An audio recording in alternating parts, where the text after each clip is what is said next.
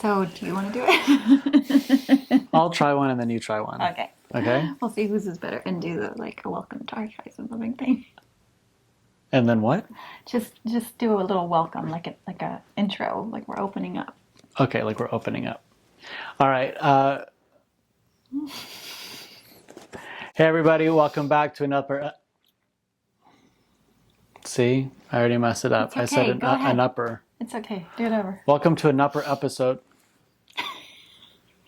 Did you do that on purpose? No, I did that one on purpose. Hey, everybody. Thank you so much for tuning in. Welcome back to another episode of Archives and Living. I think this is number 5. Yes, I believe so. Wow. 5.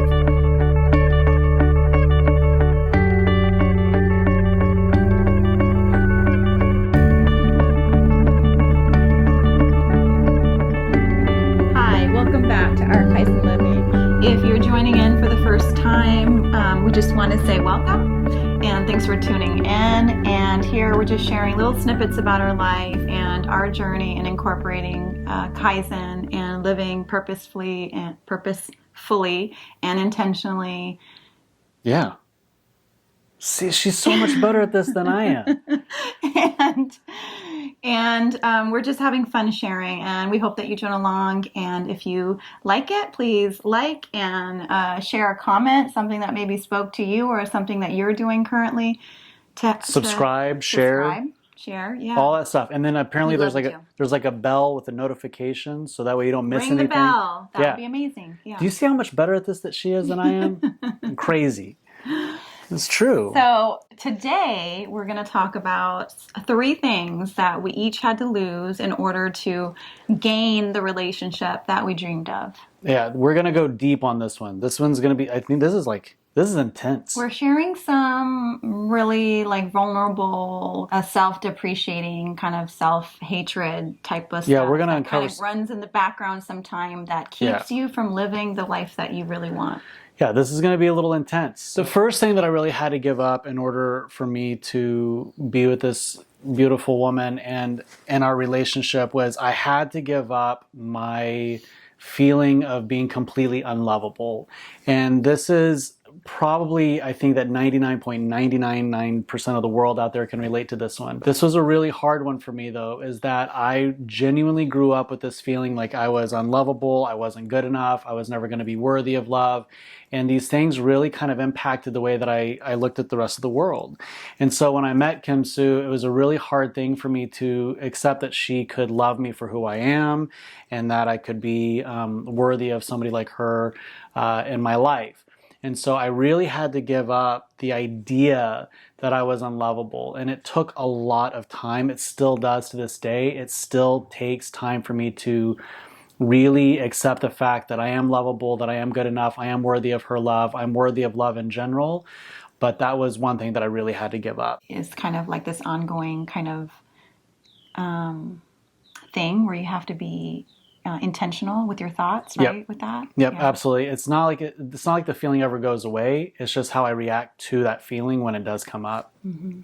That's what makes all the difference in the world. Mm-hmm. So my first one is very similar to Jentry's, and I think it's similar because this is something that most people on some level have felt at one point in their life or, still feels, and that is being unworthy. And so I had gone through a pretty traumatic separation, divorce, previous to Jentry, and it was traumatic because my ex was very much battling with addictions, and I had my own addictions that I was battling with, to alcohol probably, and a lot of unhealthy thought patterns and behaviors, but it was traumatic. And so feeling like I was a failure because of getting a divorce, and was kind of a big thing at first. And so I really had to tell myself that I was worthy of love. I was worthy of having a healthy relationship, that my past didn't define who I was inherently inside of me, and that who I was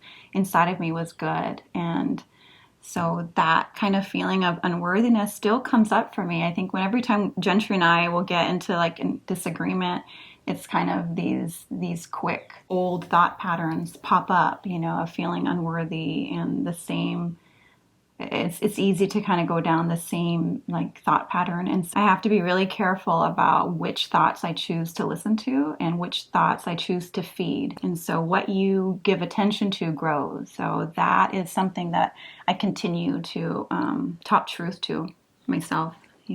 Yeah, absolutely. And just like my first point, we both have to be cognizant of how we react to each other. And we both subscribe to this idea that we are called into each other's life to work through all of our past bullshit. Mm-hmm.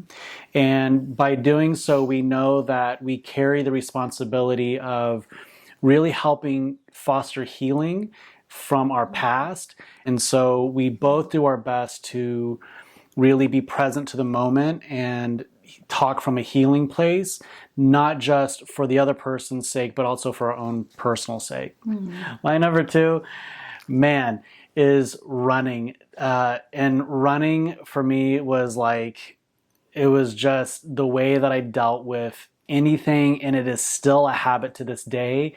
One thing really came up for us was when I would run. So let's say that we got into a disagreement, we got into an argument. She was trying to hold me accountable for something that I was trying to avoid responsibility for. I would tend to literally get in my car and drive away. Mm-hmm. And what I didn't know at the time was that that was actually triggering her like abandonment issues. And so it really kind of like when she brought it to my attention, like every single time that you get into your car and leave, you're triggering my abandonment issues. And I was like, whoa, I never thought about at the time, I had never really thought that my behaviors might actually be triggering somebody else's hurts. And I don't know why that didn't come up. Well, I do know why that didn't come up, because for a really long time, I just avoided true human intimacy, true human connection. And dating Kim Sue during that, like, it was really exposing for me. So for her to call me out on a pattern of running was like, oh my God. And this was a lot. I run and I avoid in a lot of ways. So it could be anything from working to, it used to be exercise. It would be physically like running. It would be getting in my car and driving away and, not communicating that I was going to come back or that I just needed space. And so running became one of those things that I had to let go of, and I had to sit still and be present to whatever conflict was arising so I could be present to our relationship. And there was times that it felt like an earthquake was inside of my body. Like I literally just could not sit still, but I forced myself to sit still, be present, and be present to my love. And so that way I could work through the process and no longer be in a reaction mode. I think that, like you said, like sometimes if someone needs a break and they need to walk it off, and there's a difference of communicating that and just leaving, and not, letting your partner know what's happening. And so there's a difference. So my number two that I had to let go in order to have the relationship that I truly wanted was avoidance. And I avoided true intimacy. I avoided taking responsibility for my relationships or where I was at in my life. The four agreements, which we had mentioned before, really helped me to bring back truth into my life, that I was the creator of everything in my life, good or bad. And that was a big responsibility and actually freedom that I needed to remember, because once you're able to take responsibility for where you're at, you're able to then change where you're at. And so that going from avoidance and blaming to then taking responsibility was a big shift that gave me so much freedom to start building what it was that I truly desired. And that was huge for me. I would say the same thing. We talk a lot about the victim mindset and the victim mentality, and watching Kim Sue go through this process of like not just identifying with being victimized, it really was inspiring for me to watch. It still is. It's something that I also have to work on constantly. When you take accountability for the fact that everything in your life is of your creation, or at least your participation, it really does empower you to make really significant changes that help every aspect of your life. Yeah, it's so easy to blame other people for where you are, your misfortunes, or it's so easy to blame. And really, we just have to realize that we are the only participant in our life. All right, so my number three, as cheesy as this sounds, it was actually really profound for me, and it was actually my fear of actually loving someone, and that was such a huge deal for me because it literally meant that I'm risking getting hurt. For me to actually allow myself to love meant that I also risked being hurt, and that was so intense at the time that I had to constantly work through that fear of being hurt, of risking it all, and I'm glad that I did.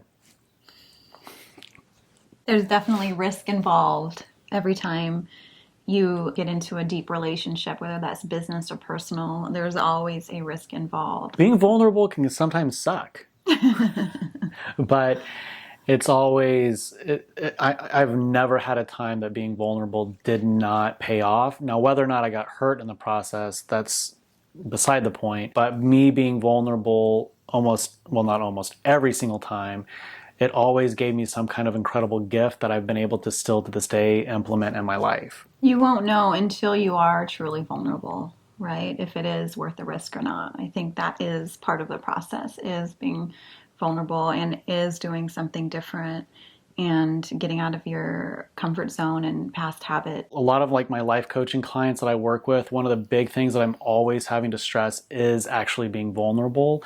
And that is a really hard skill to learn, but it is literally the most important thing that I can share with somebody else, is that if you're actually wanting progress in any kind of relationship, whether it be a business relationship or a personal relationship, being vulnerable is the way of actually getting what you're looking for. And it's also the way of starting out that relationship on the right foot. Yeah, that's something that Gentry actually really has helped me a lot in our relationship, is learning how to communicate from a place of what I am feeling, and that is being vulnerable and without blaming and taking kind of ownership of those feelings. And so that is something that I have worked on, I think, in the last 6 years now we've been together. 6 years? That has been like a year. We're newlyweds. I thought we were like a year. No? It's really been 6? Yeah, it's been 6 years. Holy shit. That's awesome. Yeah. It's the longest relationship I've ever been in. Yeah, me too. Well, happy anyways. Wow. aside from growing facial hair, that's the longest relationship I've ever been in, baby. I'm happy. All right, that's cool.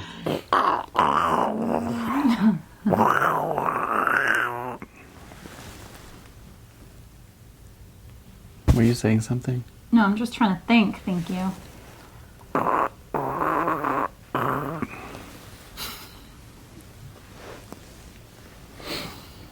My final third thing that I had to lose in order to get the relationship that I truly wanted was to lose shame. Shame was something that I carried around in my what's the word when you're carrying luggage around? Baggage? Baggage. What's the word when you're carrying luggage around? Baggage. So I joke around, we used to joke around about our baggage that we brought into our relationship, that I had trunks after trunk after trunk after trunk. And definitely one of my trunks was shame. And there is something that happens when you feel like you've failed in life, is that you can sometimes carry around shame because of that failure. And I really had to wrap my head around and lose the shame. And instead of carrying around so much shame, I needed to carry around a little more compassion for myself. And in that compassion, I had to remember the whole reason of even thinking that I could have something different is that I had hope. So the shame that I carried, I really had to switch it to having gratitude and compassion for myself, and understanding that those so-called failures were actually so imperative for me becoming the person who I was meant to be and who I was born to be.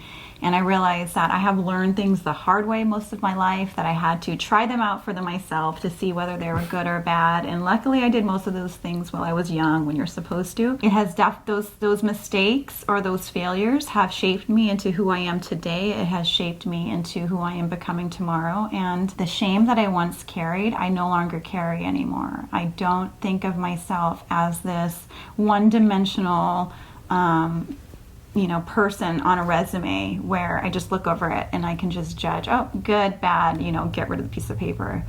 There is so much meaning behind all of the lessons and all of the relationships or decisions that I have gone through, whether good or bad. And so shame was a big one. Yeah, I think that a lot of us carry around shame, and I think that a lot of us carry around guilt from our like past mistakes or past failures. Mm-hmm. And I think that when you're in a relationship, I think it's really helpful to realize that we all carry around some form of guilt or shame, that we can extend compassion to our partner. Also, by doing so, it allows for us to extend compassion to ourselves. Mm-hmm. Because at no point did Kim Sue ever make me feel guilty for my past, ever. And so it was the same way for me with her. It was like, we razz each other about stupid shit, like people that we dated or whatever it is. Like, we would do that kind of stupid shit. And we eventually even had to lose that. Like, yeah. Eventually at some point we just had to be like, stop bringing up my past, whatever it was. And we had to let each other have that kind of pass, and just grace. Freedom. Yeah. But we never made each other feel shame for who we really were, or the lessons that we've gone through, or the mistakes that we've made, or any of that. And I think that was an extremely important part of our relationship, was to help each other remove so much power from experiencing guilt or experiencing shame. And had he made me feel shame for my past relationships or behaviors, we probably wouldn't be together, because that's not the kind of partnership that I was dreaming of, and that's what this video is about. And so I really think that being able to work through your shit with somebody that you trust is important. Yeah, extremely important. So guys, clearly there was a lot of other things, and we're still working. We've only been together for 6 years, which is awesome, by the way. But this is just a few of the things that we had to work on individually and as a partnership. And of course, these things were expressed and exposed to each other during the time that we discovered them about ourselves. We just wanted to make sure that if these things are coming up for you, or if you're identifying these things within yourself, know that there is hope, know that there is a light at the end of the tunnel, so to speak, and to really help and support each other with your evolution and your growth, your personal development. Yeah. Is that, you're going to say anything? Is it just me?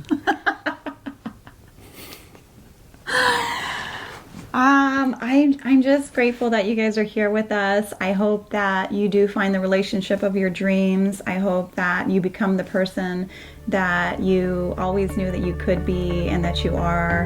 And we are rooting for you. Absolutely. Wherever you are in life. For sure. I think that's a really good point. And just remember that what you give your attention to grows. So if you like this video, please hit the subscribe button or the like. Please share it with somebody that you think that might enjoy it. We'll see you next week. Say that again. What you give attention to grows? What you give attention to grows. I don't think it works like that. Damn it.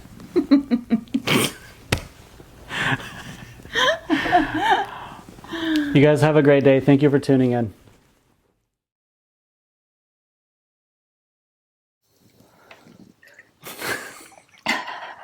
swallow because apparently I'm a loud swallower on the microphone. Okay. Well, just on the microphone. You should hear my swallowing. It's like I sound like a horse chewing on a salt block. When I'm editing the videos, I'm like, what the fuck? Like, that's so gross. It's so fucking disgusting. When I listen to it, I'm like, Yeah. Well, now you have to listen to mine. oh, So that's no, yours is not nearly as bad as mine. You know how I was always like telling you how grossed out I am by like pasty, mouthy people or like smacky and shit. I hear myself now when I'm recording. I'm like, oh God, that's me. That's totally me. I hate other people's shit because it's totally my shit. That's what happens. Anyhow,